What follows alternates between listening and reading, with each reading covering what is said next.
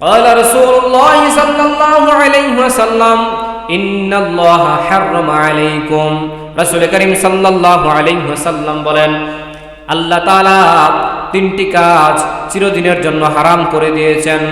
এক নাম্বার, উকুকুল উম্মাহাত, মায়ের নাফরমানি করা আল্লাহ তাআলা চিরদিনের জন্য হারাম করে দিয়েছেন। মায়ের নাফরমানি করা এটা চিরদিনের জন্য আল্লাহ তাআলা হারাম করে দিয়েছেন। পিতা মাতার সাথে কোনো ধরনের নাফরমানি করা যাবে না, পিতা মাতাকে কোনো প্রকার কষ্ট দেওয়া যাবে না, পিতা মাতাকে ধমক দেওয়া যাবে না, তাদের সাথে সম্মানের সাথে কথা বলতে হবে, তাদের সাথে উফ শব্দ করাও যাবে না। এটা আল্লাহ তাআলা কোরআনে আমাদেরকে নির্দেশ করেছেন।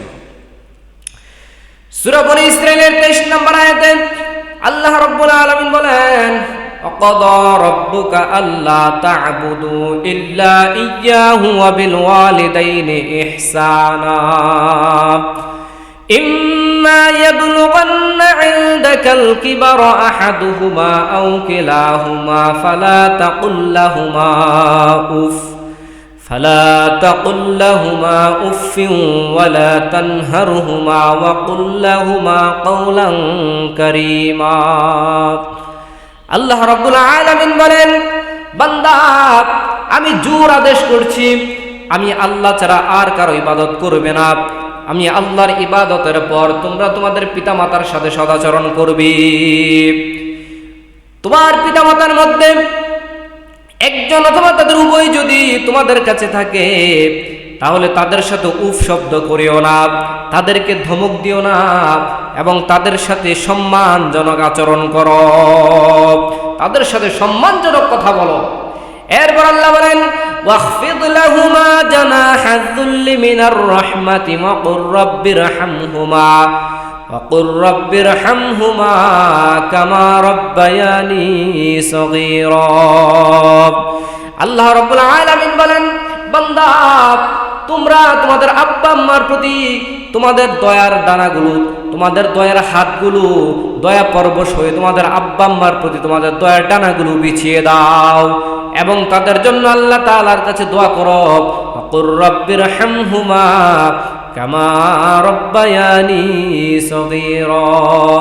রব্বুল আলামিন, আপনি আমাদের আব্বা আম্মার প্রতি দয়া করুন, যেমনি ভাবে তারা শৈশবে আমাদেরকে লালন পালন করেছেন। সুবহানাল্লাহ। তাহলে আব্বা আম্মার নাফরমানি করা যাবে না, এটা আল্লাহ তাআলার নির্দেশ।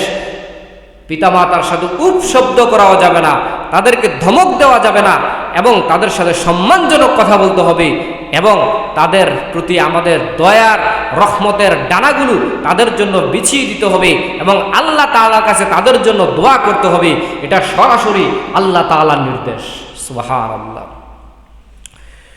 এক নাম্বার, উকুকুল উম্মাহাত, মায়ের নাফরমানি করা যাবে না, পিতামাতার নাফরমানি করা যাবে না।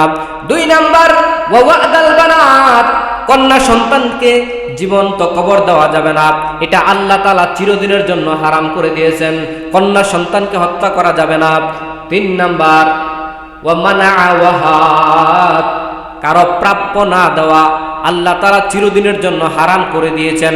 কারো হক নষ্ট করা আল্লাহ তাআলা চিরদিনের জন্য হারাম করে দিয়েছেন।